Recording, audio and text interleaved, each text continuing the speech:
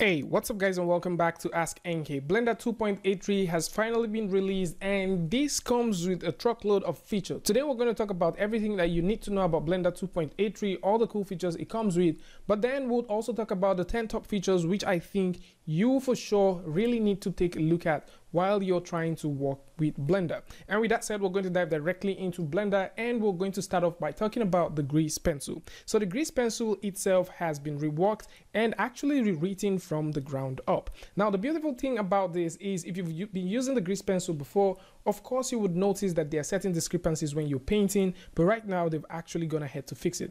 Let me show you. So first things first, if I hold down Shift and tap A, I can go over to the section called blank, and within the blank space you would notice that we have nothing on the viewport. If you go over here, you can simply create a brand new layer, and within this new layer, if you click from here where you have the object and go over to the draw, you would also notice that they've actually refactored all the pen that we have here. At the same time, there has been a consistent update to all of these layers from here, and this is very interesting because right now I can simply pick on any of this stuff and I can proceed to start painting. Now if you're also working with a pen display, the pen pressure itself has been reworked and also it makes a lot of sense to work with, and right now I can go through and press F on the keyboard if I want to increase or reduce my radius size of the brush, and you can notice that from here as well. So right now I can do that, and from this part I can simply type or write the word Blender, and let's go ahead and do that.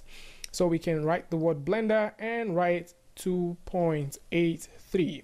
Beautiful. So you would notice real quick that the pen looks even way smoother than it was before. So if you're also considering working or maybe making changes, you can also switch from here and go over to the sculpt mode where you'll be able to sculpt certain things however you want. There are different selection modes right here which you can proceed to choose, and with this we can go back to the draw section where you can choose to make certain animations. So for example, let's believe you want to make certain animations. You can make those animations by switching over to the dope sheet, and we can do that by going from here, go over to where you have the dope sheet, and from this part I can switch over to the grease pencil. Now once I do that, you would notice automatically we already had a keyframe here, and I can switch maybe to frame 2, maybe frame 3, maybe frame 4. We can do that, and I would be able to go all the way up, and let's type something even way cleaner or maybe something way better. Let's write something way interesting. I can write the word is right here, and we can also go to maybe a frame like frame 8, and we can write the word awesome. All right, so we have this, Blender 2.83 is awesome, looks pretty cool, and in case you're trying to animate this, it is very interesting to see that you can animate them. Several things has also had their fair share, things that has to do with vertex coloring. This is actually something pretty new, as you can now easily make some vertex colors directly from here. There is also a pretty new tint tool which you can actually use to do some tinting, and on the other hand there is also a gradient function that is also available right now. So if you're trying to work with the gradient function, of course you can make you can add this as a modifier, and you can use this right here to get some pretty cool stuff happening for you. Now one other interesting feature that is right here in Blender 2.83 is rendering. So what I mean by this is if you're trying to render with Blender 2.83 and you're trying to render your grease pencil object, you can now use the same light. So let's simply switch back.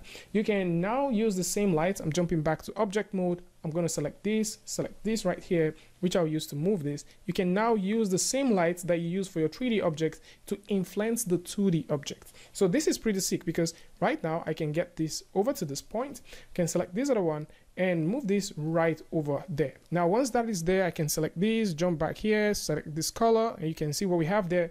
I can also do the same thing, select this and go over to this part, and you can start noticing that we're having a fine blend of colors, sparkling in, going through, and this really looks and feels nice. At the same time, if you already have a texture that you've applied or you have a material that you've applied to your pen, this also influences it. So what I mean by this is, let's believe that we already have this written up, right?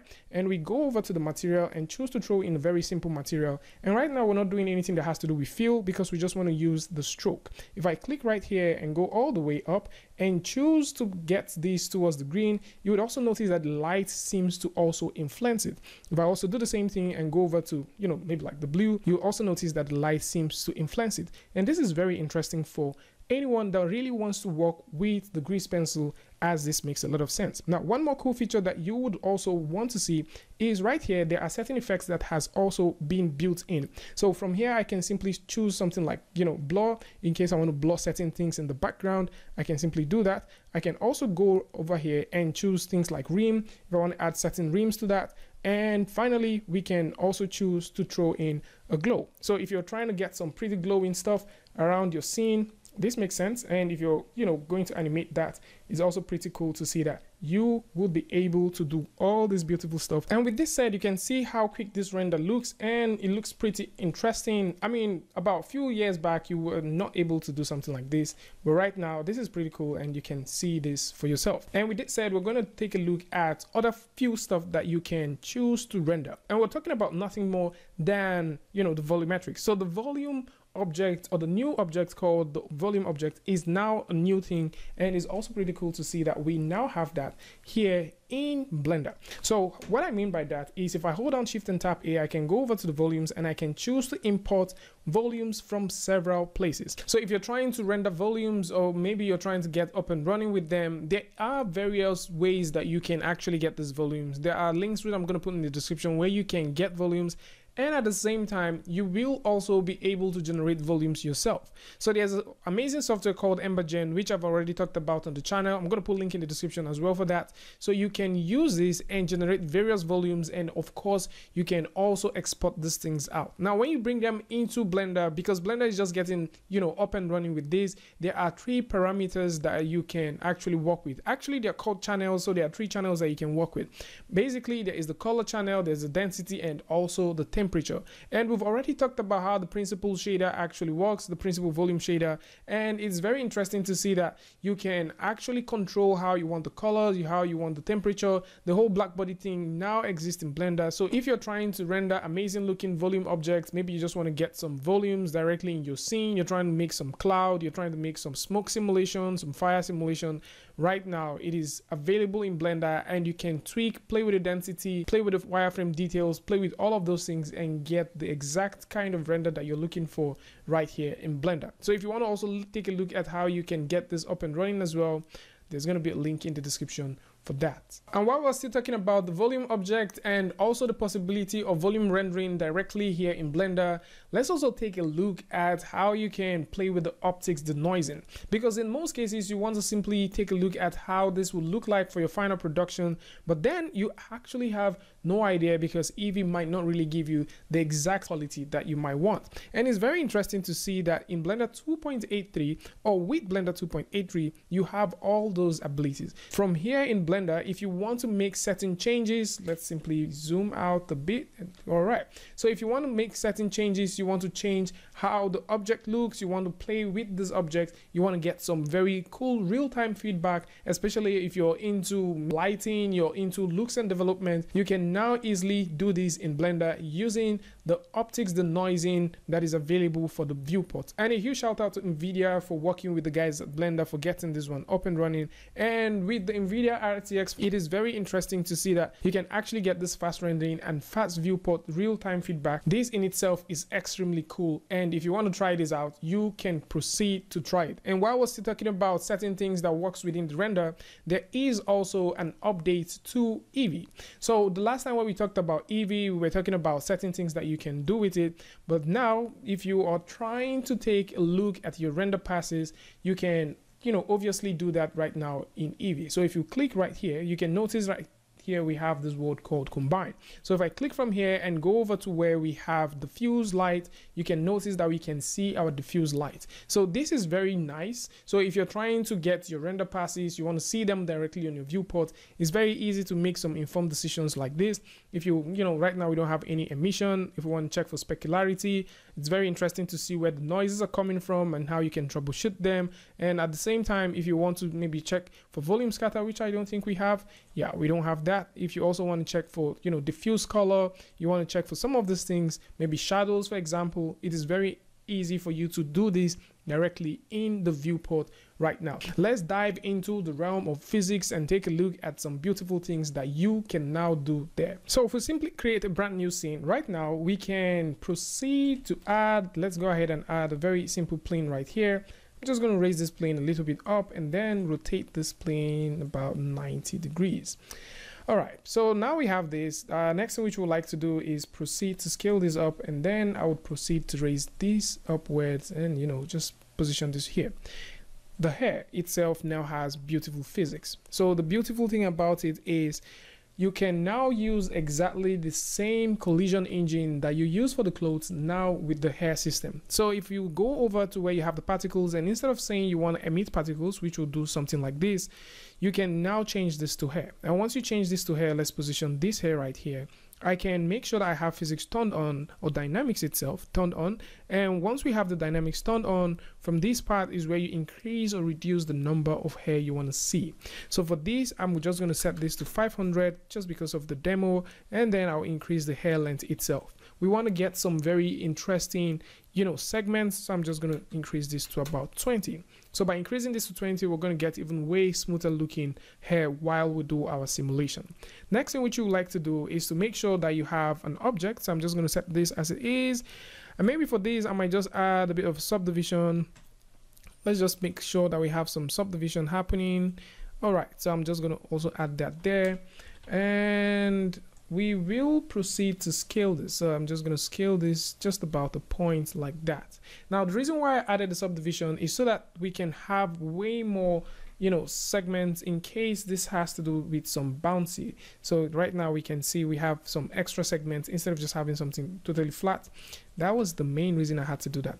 All right, so with this now, I can proceed to selecting this object, go over to where I have my collision. So we can go over to the physics section and make sure we have collision turned on. So once we turn on collision and press the playback button right now, sorry, I pressed the wrong one.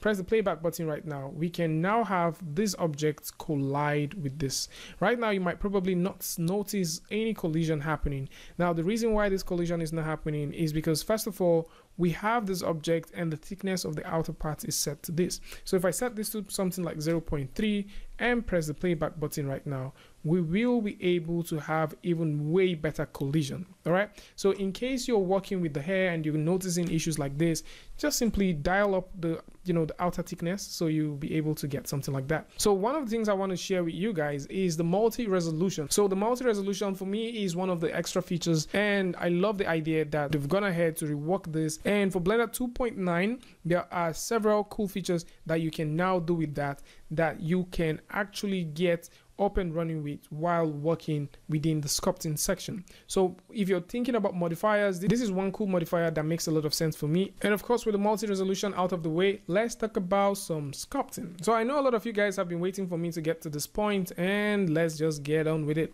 So for the sculpting, I'm just going to make sure I have this set all the way to 5.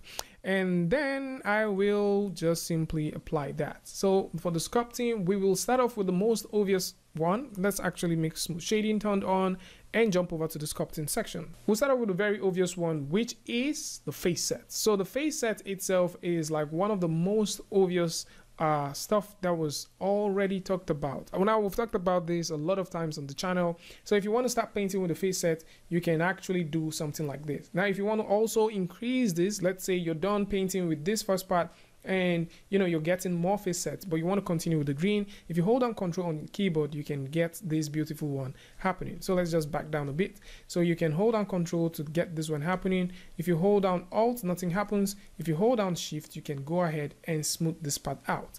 All right, so let's go through and make some more, and then I'm just going to raise this all this part and also make another one right here. So I'm just going to make another one right here.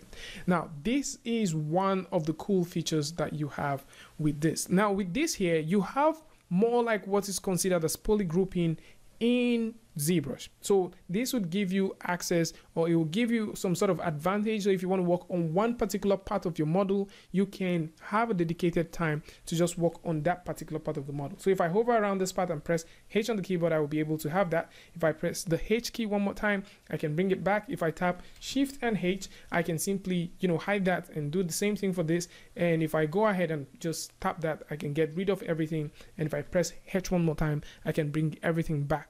All right, now with this done, you can also have access to several other features. Now, other things that you can now do with the face set, now that we've established the fact that it exists here, is the mesh filter. So the mesh filter also has a couple of cool features that you can work with. So right now, if you simply click and drag, you can expand everything. But if we turn on face set and click and drag, you can see we can only work on that particular part of the sculpt at a given time. And if I go ahead and click right here and go over to the relax face set, I can use this to relax that particular face set as we, proceed to start sculpting. Pretty cool feature.